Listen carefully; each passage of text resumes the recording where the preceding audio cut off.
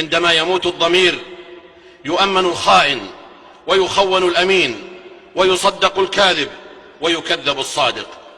عندما يموت الضمير يستأسد الحمل ويستنوق الجمل ويستنسر البغاث وتستقي البحار من الركايا وتنطق الرويبضة ويتخذ الناس رؤوسا جهالا فيضلوا ويضلوا. عندما يموت الضمير يصبح التعيير نصيحة والغيبة حرية والنميمة تحذيرا.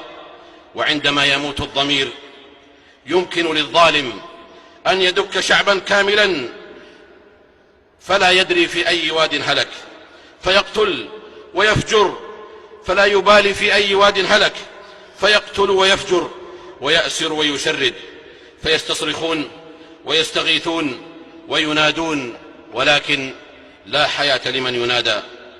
عندما يموت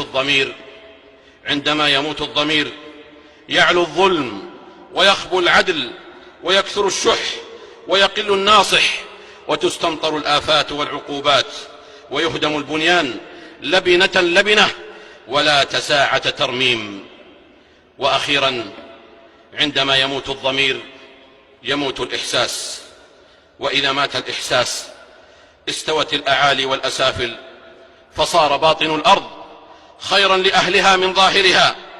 فعن أبي هريرة رضي الله عنه أن رسول الله صلى الله عليه وسلم قال: لا تقوم الساعة حتى يمر الرجل على القبر فيتمرغ عليه ويقول: يا ليتني كنت مكان صاحب هذا القبر، وليس به الدين إلا البلاء. رواه البخاري ومسلم. ولا خير في نيل الحياة وعيشها إذا ضاع مفتاح الضمائر وانمحى. ألست ترى أن الحبوب ثخينة تحول دقيقا كلما تضحك